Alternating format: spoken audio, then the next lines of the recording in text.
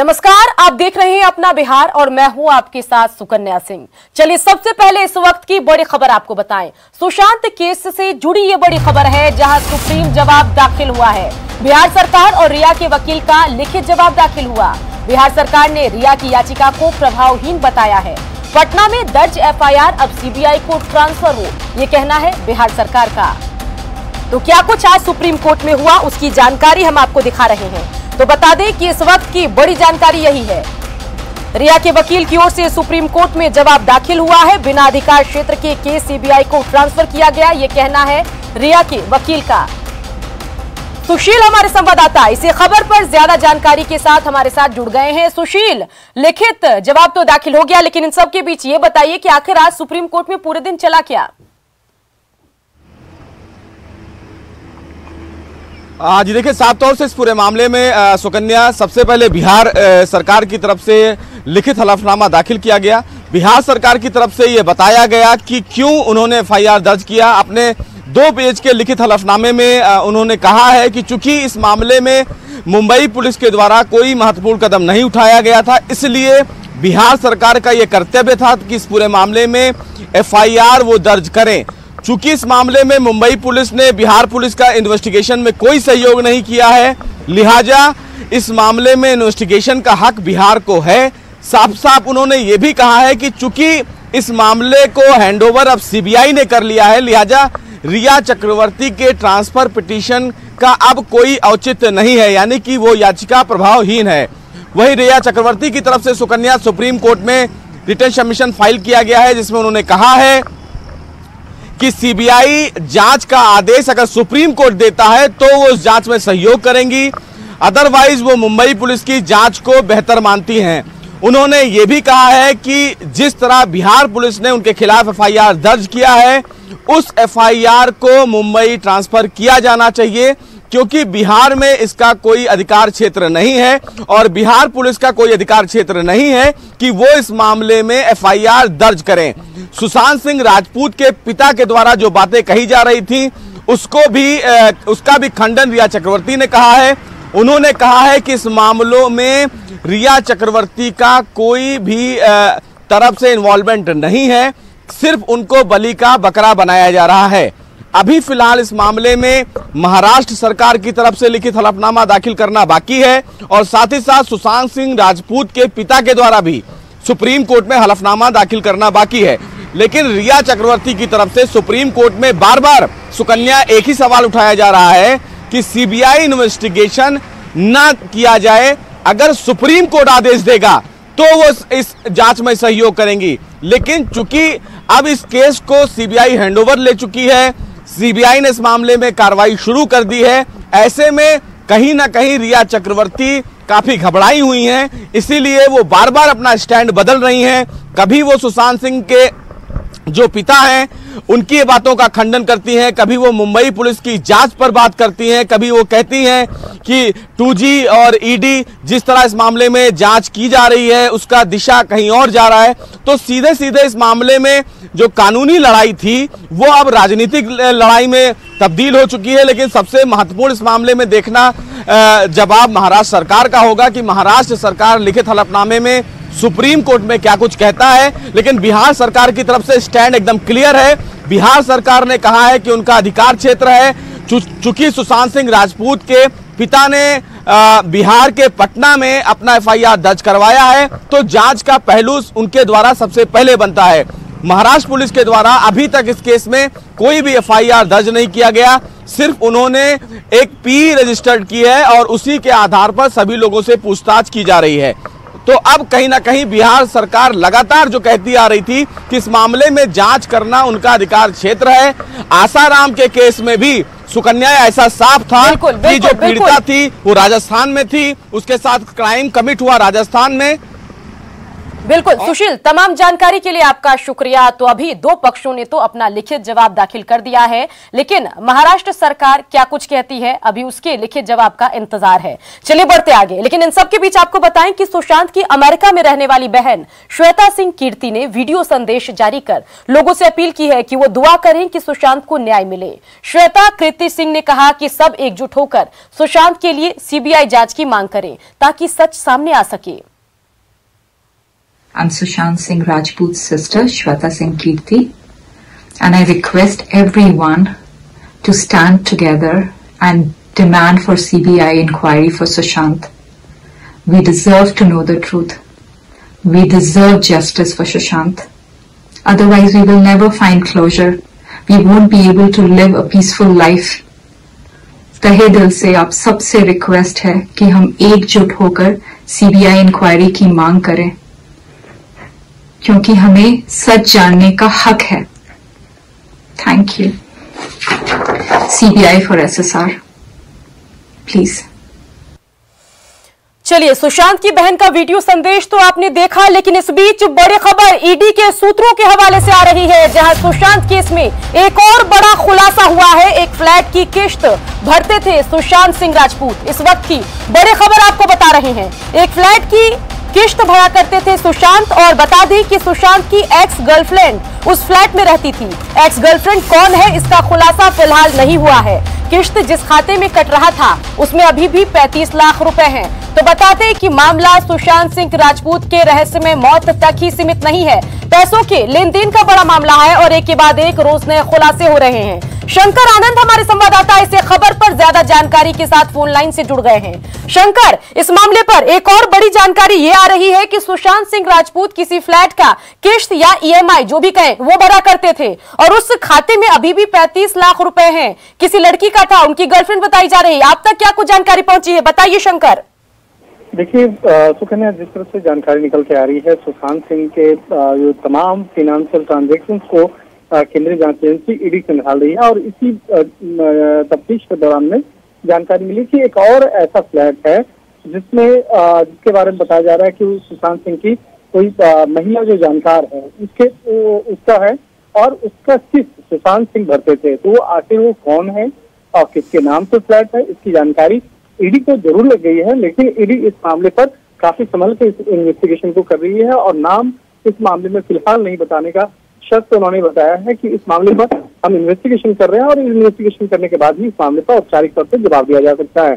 इस मामले में जो 35 लाख रुपए का जो ट्रांजेक्शन से जो कुछ जानकारी मिली है उसको भी ईडी खंगालने में जुटी है कि क्या वो सुशांत सिंह की मर्जी से वो दिया गया या इस मामले पर गलत तरीके से उस पैसे को इससे सुशांत सिंह या सुशांत सिंह के बैंक से लिया गया। तो इस मामले पर भी आगे की तफ्तीश चल रही है, और इस मामले में सुशांत से जो जुड़ा एक और महत्वपूर्ण जानकारी मैं देना चाहूंगा। इस मामले में केंद्रीय जांच एजेंसी ईडी जो सुशांत सिंह के जो पूर्व कुक रह चुके हैं उससे बकायदा पूछताछ करेगी। कुक, इसके साथ ही उसके बॉडीगार्ड, उसका बयान जो है वो दर्ज करेगी। हालांकि इस मामले में 29 जुलाई को जो मुंबई की SIT है वो पहले से बयान दर्ज कर चुकी है। चलिए, लेकिन अगर देखना होगा कि आखिर किसका फ्लैट का किस्त भरा करते थे सुशांत सिंह राजपूत। उस खबर के कंफर्म होने का इंतजार है, साथ ही नाम भी सामने आए कि आखिर कौन थी वो गर्लफ्रेंड जिसकी किस्त को भरा करते थे सुशांत। बढ़ते आगे रुक करते हैं अगली बड़ी खबर का, जो पटना से आ रही है, जहां पटना एम्स में जूनियर डॉक्टरों का कार्य बहिष्कार हुआ है। जूनियर डॉक्टरों ने कामकाज ठप कर दिया है। एडमिनिस्ट्रेशन बिल्डिंग के बाहर धरने पर बैठे हैं जूनियर डॉक्टर। जूनियर डॉक्टर कर रहे हैं प्रोत्साहन राशि सहित कई मांगे पूरी नहीं होने पर कार्य बहिष्कार जारी रखेंगे। बिना ट्रेनिंग के कोविड ड्यूटी दिए जाने से ये जूनियर डॉक्टर नाराज चल रहे हैं। तो बड़ी खबर पटना से आपको बता रहे हैं, जहां 3000 प्लस रोज नए मामले कोरोना के सामने आ रहे हैं, और इन सब के बीच पटना एम्स में जूनियर डॉक्टरों का कार्य बहिष्कार। एम्स के जूनियर डॉक्टर आज से कार्य बहिष्कार पर चले गए हैं, और इस वक्त आपको हम सीधे दिखा रहे हैं जो एडमिनिस्ट्रेटिव बिल्डिंग है उसके नीचे देख सकते हैं। इस वक्त आप तमाम जो इंटर्न है यानी जूनियर डॉक्टर है वो आज से कार्य बहिष्कार पर चले गए अपनी मांगों को लेकर। ये लगातार डायरेक्टर से लेकर जो अधिकारी है यहाँ पर उनसे फरियाद करते रहे हैं, पत्र भी लिखे हैं, बावजूद जब कोई आश्वासन नहीं मिला, कोई कार्रवाई नहीं हुई है, तब ये लोग कार्य बहिष्कार पर चले गए हैं। क्योंकि कोविड-19 के दौरान लगातार बिना ट्रेनिंग दिए हुए ये लोग ड्यूटी कर रहे हैं, जोखिम उठा रहे हैं। ऐसे में जो विभिन्न मांगे हैं उसको लेकर ये लगातार अधिकारियों से गुहार करते रहे हैं, लेकिन जब कार्रवाई नहीं हुई तो इस वक्त देख सकते हैं आपकी सभी कार्य बहिष्कार के बाद देख सकते हैं कि बैठ गए हैं। हमारी जो डिमांड है वो बहुत ही बेसिक है, हम बहुत ही बेसिक चीज़ मांग रहे हैं। सबसे पहला जो हमारी जहाँ से स्टार्टिंग होती है वो ये है कि इन्होंने बहुत ही एक्सटेंसिव ड्यूटी पे हमको लगाया हुआ था, मतलब आप समझिए तो 10-10 घंटे 12-12 घंटे। तो हमारा ये है कि हम ड्यूटी ना करने के लिए कभी पक्ष में नहीं है। हम लोग जानते हैं कि इस समय कोविड है, हर किसी की ज़रूरत है और हम लोग अपना जितना योगदान है उतना इसमें देना चाहते हैं, लेकिन एक वर्क एथिक्स होता है, एक आदमी की क्षमता होती है, उसको ध्यान में रखना चाहिए। मुख्य डिमांड हमारी 2 हैं। पहली डिमांड है कि हमारा जो काम है वो काफ़ी लॉजिकल बनाया जाए, 6 घंटे हम ड्यूटी करेंगे, 7 दिन ड्यूटी 7 दिन क्वारंटाइन। और दूसरा है कि हम जितना जोखिम उठा रहे हैं कोरोना का, जो हमारे बाकी सीनियर हैं उतना ही उठा रहे हैं, तो हमें उसका कुछ प्रोत्साहन राशि मिलना चाहिए। कि सभी जो इंटर्न हैं वो हैं और देख सकते हैं इस वक्त कि किस तरह से कोविड मरीजों की ये लोग लगातार देखभाल कर रहे थे, इलाज कर रहे थे बगैर किसी ट्रेनिंग के। उसके बाद जब इन लोगों ने मेमोरेंडम सौंपा है डायरेक्टर को, उसके बाद उल्टे रिएक्शन हो गया है। कोई कार्रवाई तो नहीं हुई है लेकिन रिएक्शन हो गया और इनको जो लाभ मिलने वाला था, पहले से जो मिल रहा था, वो भी जो है कहीं ना कहीं उससे वंचित कर दिया गया। फिलहाल कार्य बहिष्कार को लेकर ये लोग साफ कर रहे हैं, जब तक मांगे पूरी नहीं होती है तब तक यूं ही कार्य बहिष्कार रहेगा। ऐसे में जो कोरोना वॉरियर्स हैं वो इस वक्त एम्स प्रशासन से खफा दिख रहे हैं। कैमरामैन मनीष जुनेजा के साथ रजनीश कुमार, न्यूज़ 18 पटना। एम्स के डायरेक्टर डॉक्टर पीके सिंह ने जूनियर डॉक्टर्स की मांग को गलत बताया। तो मैं इंटर्न के बारे में आपको बता दूं कि इंटर्न की जो डिमांड है वो काफ़ी अनजस्टिफाइड है, इन द सेंस कि वो चाहते हैं कि हमारी जो इंटर्न का स्टाइपेंड है वो डबल कर दिया जाए। उसका कोई प्रोविज़न अभी तक पूरे हमारे पास नहीं है, ना गवर्नमेंट ने ही ऐसा कोई प्रोविज़न बना रखा है कि कोरोना काल में आप इनकी स्टाइपेंड डबल कर दीजिए, और ये मेरे जुरिस्डिक्शन में भी नहीं आता, मेरी पावर में नहीं है। और इन सब के बीच गया में न्यूज़ 18 की खबर का असर हुआ है, जहां डोभी चेक पोस्ट पर वसूली के लिए बनी जांच टीम आरोपी कर्मचारी को ड्यूटी से हटाने के निर्देश दिए गए हैं। तो बता दें कि ये वायरल वीडियो प्रमुखता से न्यूज़ 18 ने दिखाया था, जहां पर धड़ल्ले से वसूली का खेल चल रहा था। आरोपी कर्मचारी को ड्यूटी से हटाने के अब निर्देश दिए गए हैं।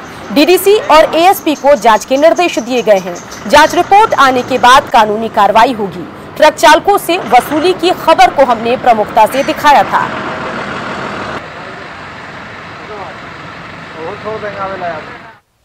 बड़ी खबर मोतिहारी से, जहां पहाड़पुर थाना क्षेत्र के भांजा छापर की शिवम राइस मिल गोदाम में गुरुवार सुबह सुबह आग लग गई।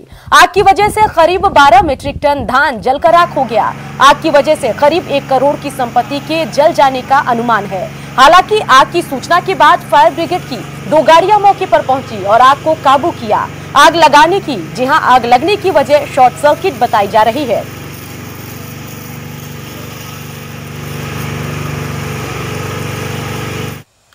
बढ़ते आगे बात करते हैं लखीसराय की, जहां बुधवार को हुई फायरिंग का वीडियो वायरल हो रहा है। वीडियो में साफ साफ दिख रहा है कि 2 पक्ष के लोग आपस में भिड़े हुए हैं, पत्थरबाजी हो रही है। इसी बीच फायरिंग की आवाज भी आ रही है। वीडियो में गोली चलाते एक शख्स को आप साफ साफ देख सकते हैं। वीडियो बड़ैया थाना क्षेत्र के दरियापुर गांव का बताया जा रहा है। बताया यह भी जा रहा है कि मवेशी बांधने के विवाद में संजय सिंह और मवेश सिंह के परिवार में झगड़ा हुआ, जिसमें संजय सिंह ने खुलेआम फायर किया। एक गोली दिनेश सिंह की पत्नी कुमकुम देवी को लग गई, जिन्हें बेगूसराय रेफर किया गया है। पुलिस आरोपियों की गिरफ्तारी में जुटी हुई है।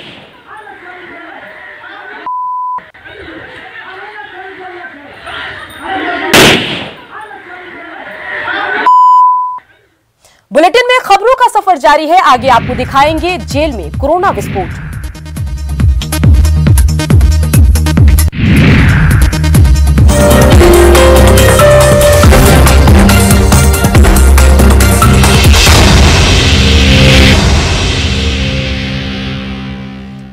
बड़ी खबर अररिया से, जहां अररिया मंडल कारा में बंद 224 कैदी कोरोना पॉजिटिव हो गए हैं। 2 दिनों की जांच में सभी संक्रमित मिले हैं।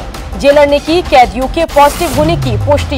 इस वक्त की अहम खबर आपको बता रहे हैं। अररिया से यह खबर है, जहां मंडल कारा में 224 कैदी कोरोना पॉजिटिव पाए गए हैं।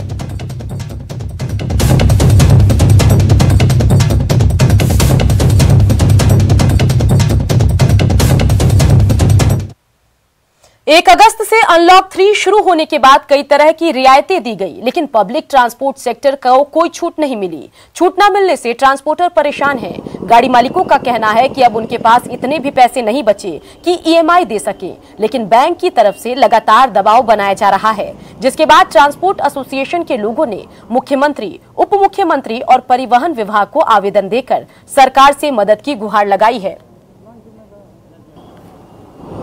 भी चौपट हो गया है और आम जनता भी इससे बहुत परेशान है। सरकार को हम लोग, मुख्यमंत्री, डिप्टी सीएम, सब जगह हम लोगों ने चिट्ठी दिया है, लेकिन मतलब इस पर विचार करने की ज़रूरत है। बहुत भारी घोर संकट, जितने भी कर्मचारी हैं वो सब बेरोजगार हो चुके हैं।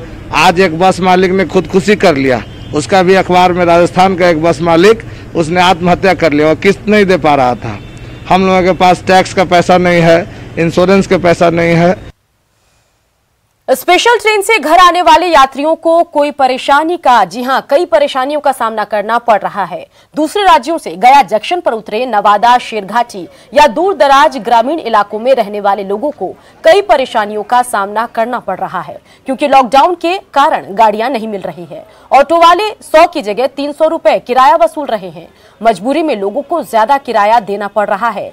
परदेश से आए ये लोग घर पहुंचने के लिए परेशान हैं और व्यवस्था की मांग कर रहे हैं। जहाँ पर पैसा 40 रुपया किराया था, वहाँ पर अभी मांग रहा 300 रुपया आदमी पीछू। कहाँ जाना है? नेवादा जाना है। कोरोना के चक्कर में तो बहुत परेशानी हो रही है। अभी क्या हुआ? ट्रेन की भी भाड़ा बेसी है, सगरों तो बेसी है। यहाँ भी लग रहा है। ऑटो वाले देखिए 100 में जाते थे, 300 रुपये ले रहे हैं। तो जाना है, घर तो जाना है, बल्कि 500 ले। गया होकर कई स्पेशल ट्रेनें चल रही है और यहाँ जो जिस यात्री आ रहे हैं, जो स्थानीय हैं, उन्हें तो ऑटो की सेवा मिल रही है घर तक जाने के लिए, लेकिन जो दूर के यात्री हैं, चाहे वो नवादा के हों, शेरघाटी के हों या दूसरे इलाके के हों, उन्हें जाने में काफ़ी परेशानी हो रही है और वहाँ उनके लिए भी एकमात्र ऑटो ही सेवा है। लेकिन ये जो ऑटो है, चूँकि लंबी दूरी है तो ये इनका किराया काफ़ी ज़्यादा होता है। यही वजह है कि जो बाहर से लोग आ रहे हैं और उनका घर गया जंक्शन से ज़्यादा दूरी पर है तो उन्हें ज़्यादा किराया देना पड़ रहा है। सहयोगी विपिन के साथ अरुण चौरसिया, न्यूज़ 18 गया। और कोरोना की जांच पर तेजस्वी यादव ने मंगल पांडे पर झूठा आंकड़ा देने का आरोप लगाया। उन्होंने कहा है कि मंगल पांडे ने सदन में 3,25,000 RT-PCR जांच की बात कही थी, जो गलत है, क्योंकि मुख्यमंत्री ने जो रिपोर्ट दी वो अलग है। सीएम ने सिर्फ 6,100 जांच की बात कही है। तेजस्वी ने इसके लिए सीएम का एक प्रेस रिलीज भी मीडिया को दिखाया।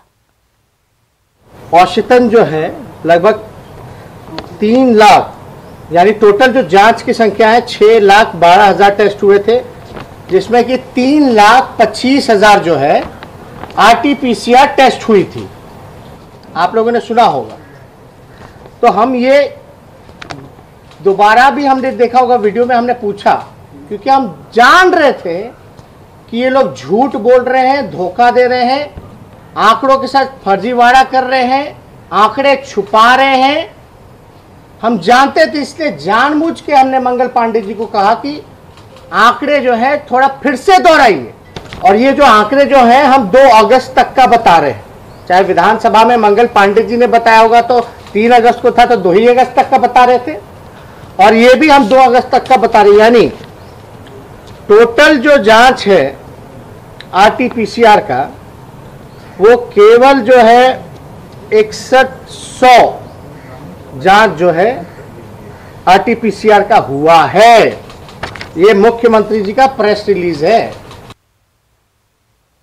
तेजस्वी जिस RT-PCR की बात कर रहे हैं वो आखिर है क्या? तो RT-PCR का अर्थ होता है real time polymerase chain reaction. इस टेस्ट का प्रयोग शरीर के अंदर वायरस का पता लगाने के लिए करते हैं। तो क्या कुछ है ये RT-PCR, वो हम आपको बता रहे हैं। तो टेस्ट के लिए शरीर के अलग अलग विभिन्न हिस्सों का सैंपल लेते हैं। इससे केवल यह पता चलता है कि कोरोना आपके शरीर के अंदर मौजूद है। इसमें पॉजिटिव आने पर अस्पताल या घर में आइसोलेशन में रखा जाता है। RT-PCR नेगेटिव आने पर मानते हैं कि कोरोना वायरस का संक्रमण नहीं है।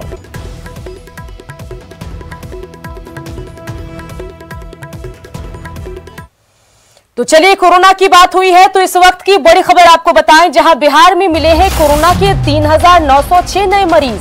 राज्य में एक्टिव मरीजों की संख्या 33,916 पहुंच चुकी है और राज्य में कुल संक्रमित अब 94,459 हो चुके हैं। तो इस वक्त की बड़ी खबर आपको बता रहे हैं और बिहार के लिहाज से कोरोना अपडेट अभी तक की यही है।